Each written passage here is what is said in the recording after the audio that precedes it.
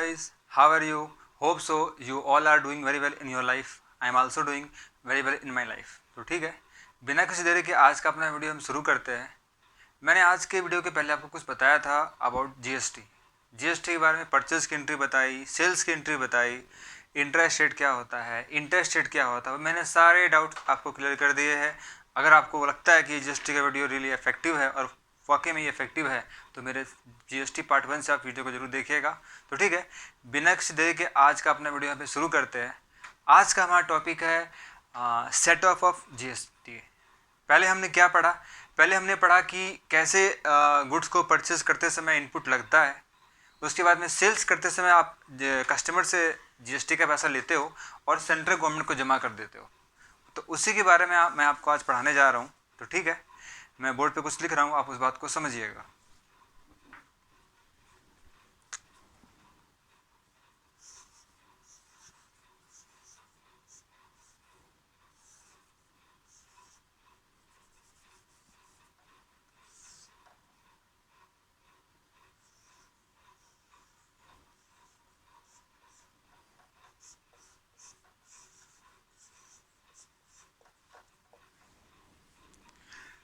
मैं आपको बताना चाहता हूँ कि मैंने यहाँ पे 3 तरह का टैक्स लिखा है। एक लिखा है सीजीएसटी, एक लिखा है आईजीएसटी और एक लिखा है मैंने एसजीएसटी। इन तीनों का मतलब क्या होता है वो आप बहुत अच्छे से जानते हो, लेकिन अब आपको पता है कि आपने परचेज करते समय इनपुट का पैसा ले लिया है, बेचते समय कस्टमर से भी पैसा ले चुका है, तो कैसे कैसे इसको यूज करना है मैं आपको उसके बारे में आपको बताने जा रहा हूँ। सबसे पहले मैं आपको बताना चाहता हूँ कि सीजीएसटी और एसजीएसटी ये एक दूसरे का राइवल है। कहने का मतलब सीजीएसटी का पैसा अगर इनपुट का है तो आप उसको एसजीएसटी में यूज नहीं कर सकते हैं, और अगर एसजीएसटी का पैसा है तो आप उसका सीजीएसटी में यूज नहीं कर सकते हैं। कहने का मतलब कि सी का पैसा आप एस में यूज नहीं कर सकते हो और एस का पैसा आप सी में यूज नहीं कर सकते हो। लेकिन जो आईजीएसटी है ये इनसे भी सर्विस ले सकता है और ये सीजीएसटी से भी सर्विस ले सकता है। कहने का मतलब आईजीएसटी का पैसा एस से भी एडजस्ट हो जाएगा और सी से भी एडजस्ट हो जाएगा। तो इस प्रकार मैं ये वाली एंट्री मैं आपको अच्छे से बता रहा हूँ, आप समझना। ये फाइनल एंट्री है, इसके बाद में आप कहीं भी आप जाओगे तो एटलीस्ट आपको टैली में ये सब एंट्री तो आनी ही चाहिए, तो आपको ये आ ही जाएगी। तो ठीक है, बिना किसी देरी के मैं अपनी लास्ट एंट्री आपको बता रहा हूँ। तो ठीक है,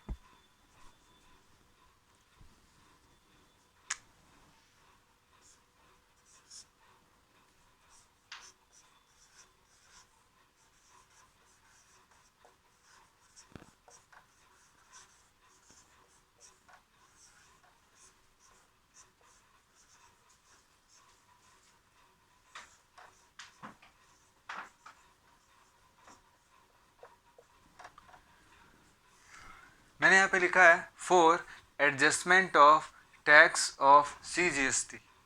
कहने का मतलब है कि आपको अगर सीजीएसटी का पेमेंट करना है तो आप कैसे पेमेंट करोगे। तो ठीक है, आपको ये पता होना चाहिए कि इनपुट का बैलेंस डेबिट होता है। डेबिट क्यों होता है? क्योंकि इनपुट हम लोग शुरू में पे करते हैं एज ए बायर, और आउटपुट क्या होता है? आउटपुट टैक्स आपके लिए लाइबिलिटी होता है, क्योंकि वो आप कस्टमर से लेते हो और सेंट्रल गवर्नमेंट को जमा करना पड़ता है। उसी के बिहाफ में मैं यहाँ पे एंट्री लिख रहा हूँ for adjustment of tax of CGST. मतलब सीजीएसटी के नाम से कितना पैसा सेंट्रल गवर्नमेंट को जाएगा मैं आपको उसके बारे में बता रहा हूँ। तो ठीक है, आपने देखा होगा कि जब आप किसी गुड्स को बेचे होंगे तो आपको लगा होगा आउटपुट सीजीएसटी और आउटपुट एसजीएसटी। मैं अकेले सीजीएसटी की एंट्री आपको बता रहा हूँ। ऐसे तो सीजीएसटी और एसजीएसटी साथ में लगता है, तो ठीक है हम लोग साथ वाली एंट्री कर लेते हैं।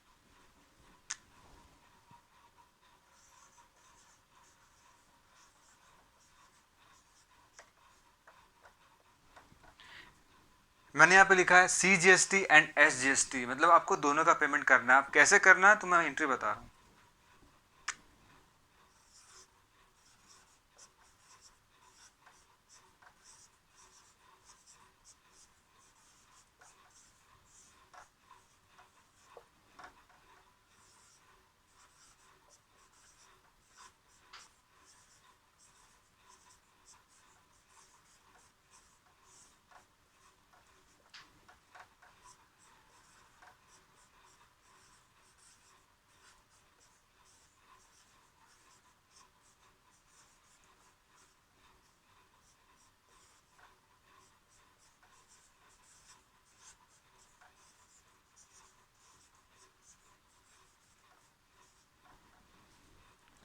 आपके सामने मैंने एक एंट्री पास की है। एंट्री में लिखा हुआ है output CGST account debit, output SGST account debit to input CGST account और टू इनपुट SGST अकाउंट। कहने का मतलब मैंने आपको बताया था कि आउटपुट का जो टैक्स का पैसा है ये शुरू में लेते समय क्रेडिट हुआ होगा, अभी इसको राइट ऑफ करना है तो क्या करना पड़ेगा, इसको डेबिट करना पड़ेगा। तो मैंने डेबिट कर दिया। और ये जो इनपुट दिख रहा है ये परचेज करते समय डेबिट में हुआ था, तो मैं इसे क्या कर रहा हूँ, मैं इसे क्रेडिट कर दे रहा हूँ ताकि ये एक तरह से सेट ऑफ होके यूज हो जाए। ठीक है। और किसी भी हालत में सी का पैसा आप कभी भी एस में एडजस्ट नहीं कर सकते हो और एस का पैसा कभी भी आप सी में एडजस्ट नहीं कर सकते हो। सी को सपोर्ट करेगा, एस को सपोर्ट करेगा। किसी भी हालत में सी और एस के बीच का जो रिलेशन है वो हमेशा नेगेटिव रहेगा, वो किसी को आपस में सपोर्ट नहीं करेगा। लेकिन इसके अलावा एक और टैक्स होता है जिसे हम कहते हैं IGST। किसी कारण से अगर आपका इनपुट का पैसा से एडजस्ट नहीं हो पा रहा है तो आप IGST की मदद से बाकी भी टैक्स को सेट ऑफ कर सकते हो। उसके बाद भी अगर पैसा आपके पास में ख़त्म हो जाता है तो आप कैश में ही पेमेंट कर सकते हो या बैंक में पेमेंट कर सकते हो। मैं वो भी लिख रहा हूँ।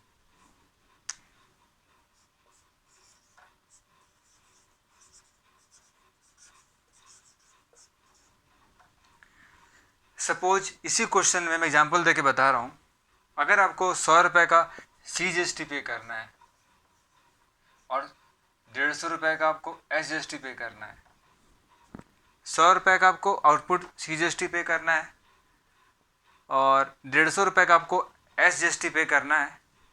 देखा जाए तो ऑल ओवर में 250 पेमेंट करना है, तो आप कैसे करोगे? फर्स्ट ऑफ ऑल हम लोग को ये देखना पड़ेगा कि CGST के नाम से इनपुट कितना पड़ा हुआ है। मैं ऐसे एग्जांपल ले रहा हूँ, सपोज कि 50 रुपये पड़े हुए हैं, तो ठीक है मैं 50 रुपये यहाँ पे यूज कर लूँगा। इसी प्रकार आउटपुट SGST मेरे पास में 150 रुपये रखा हुआ है, इसके बिहाफ में भी कुछ पैसा मेरे पास में SGST के नाम से पड़ा हुआ है। सपोज कि अगर 100 रुपये पड़ा हुआ है, अब क्या हुआ, डेबिट में आपके पास में 250 रुपये आ रहे हैं, मतलब आपको आउटपुट के नाम से 250 रुपये देना पड़ेगा। लेकिन इनपुट के नाम से कितना आपके पास में है, मात्र 100 रुपये SGST का, 50 रुपये CGST का, 150 रुपये ही है। अभी भी 100 रुपये घट रहा है, तो क्या करना पड़ेगा? पहला ऑप्शन तो है कि आप IGST से एडजस्ट करो, और अगर आपके पास IGST नहीं है तो आपको क्या यूज़ करना पड़ेगा? बैंक यूज़ करना पड़ेगा, मतलब कि आपको पॉकेट से देना पड़ेगा पैसा। तो ठीक है, इस केस में कितना रुपया होगा? 250 के बदले 150 रुपये आया है, मात्र 100 रुपये आपको यहाँ पे पेमेंट करना पड़ेगा इन कैश। इस तरीके से ये एडजस्ट होता है। ठीक है, आपको ये एंट्री बहुत अच्छे से समझ में आई होगी। अब मैं छोटा सा एग्जांपल लेके और अच्छे से बताऊंगा ताकि आपको ये सिंगल एंट्री है एक तरीके से जो आपको क्लियरली समझ में आएगी। और मैं आपको पहले भी बोल चुका हूँ कि केवल सुनने से कुछ नहीं होता है। अगर आप चीज़ों को चाहते हो कि वो लॉन्ग टर्म रिटेन रह सके तो इसको आप कॉपी में ड्रॉ कर सकते हो, मेरे वीडियो को पॉज करके आप देख सकते हो, क्योंकि ये वीडियो बहुत ही इफेक्टिव होने वाला है और होना ही होना है। क्योंकि इन फ्यूचर में आप कहीं भी जाओगे तो ये कॉमन एंट्री तो करनी ही पड़ती है। आइदर GST में देख लो, टैली में देख लो, या कहीं आपको अगर टीचिंग में जाना है तो जहाँ भी जाओगे ये सब एंट्री तो आपको जाननी ही चाहिए। तो ठीक है, मैं इस क्वेश्चन को मिटा रहा हूँ, एग्जाम्पल को मिटा रहा हूँ, कुछ नए एग्जाम्पल से आपको समझाता हूँ ताकि आपको चीज़ें अच्छे से क्लियर हो जाए।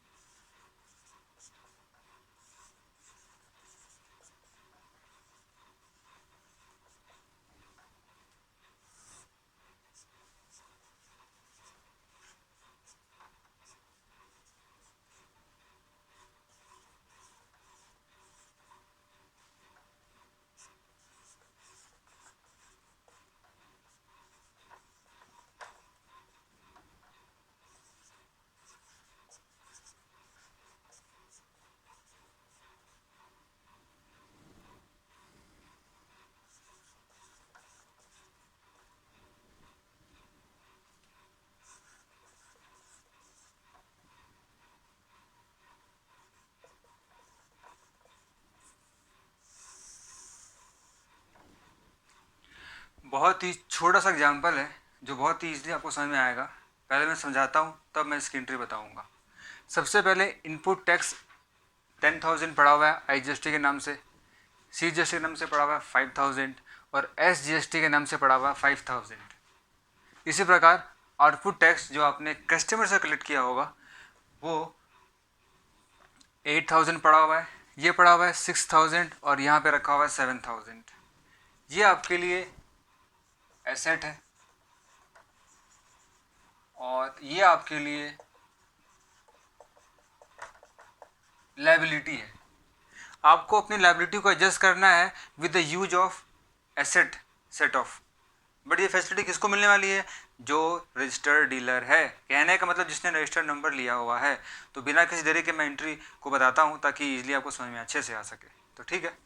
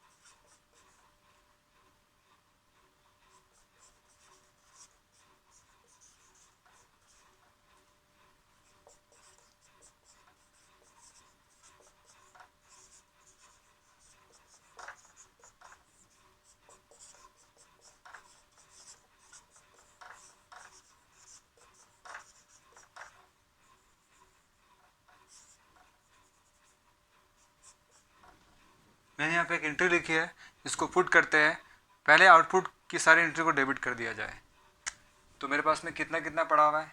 8,000 मेरे को पे करना है IGST के नाम से, 6,000 पे करना है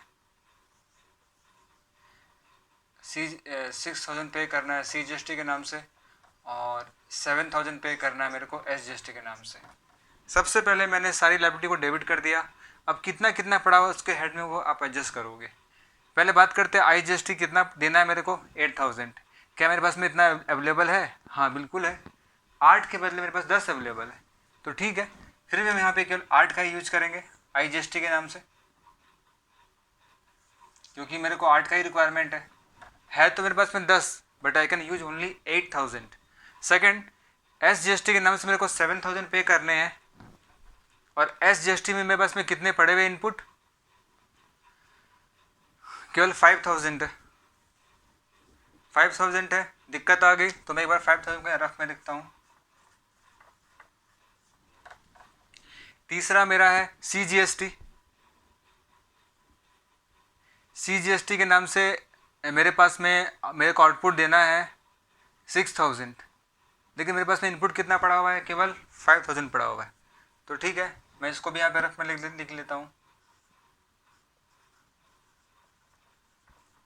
अब दिक्कत आ गई। दिक्कत क्या आई? दिक्कत ये आई कि मेरे पास में केवल पेमेंट तो मेरे को करना है यहाँ पे 7,000 और 6,000, बट दोनों में इनपुट पड़ा हुआ है 5,000 5,000। अभी क्या करेंगे? तो अभी हम लोग को ये पता है कि यहाँ पे मेरे पास में इनपुट 10,000 रखा हुआ था, जिसमें से केवल 8,000 यूज हुआ है, 2,000 पड़ा हुआ है। बट 2,000 के लिए दो लोग मांगने के लिए पैसे मांग रहे हैं। पैसे एक मांगने वाला है CGST, एक मांगने वाला है SGST। किसको देना है प्रायोरिटी? तो ध्यान रखिएगा, पहले हम लोग CGST को सपोर्ट करेंगे तब जाके SGST को सपोर्ट करेंगे। तो ठीक है, मेरे को CGST के नाम से कितने पेमेंट करने हैं? मेरे को करने हैं 6,000। मेरे पास में है कितना? 5,000। तो ठीक है, हम एक यूज करके उसको यूज कर लेंगे। तो मैं यूज कर लेता हूँ। तो यहाँ पे मैं 6,000 लिख सकता हूँ CGST के नाम से।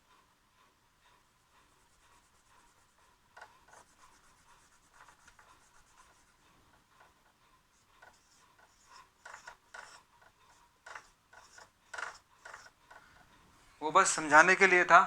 एक्चुअली में इनके अकाउंट के हिसाब से दोनों के पास में 5-5 है।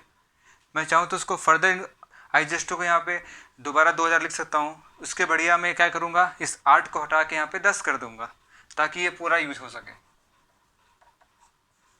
बट अभी भी एक अंतर है, क्योंकि डेबिट में आ रहा है 7 और 3 13, 15 और 21, मेरे को 21 डेबिट में आ रहा है बट यहाँ पे केवल 20 आ रहा है। 1000 रुपये अभी भी कम पड़ रहा है, तो हम लोग क्या करेंगे, हम लोग कैश में पे कर देंगे। तो वहाँ यह वर्ड यूज करेंगे टू बैंक या कैश।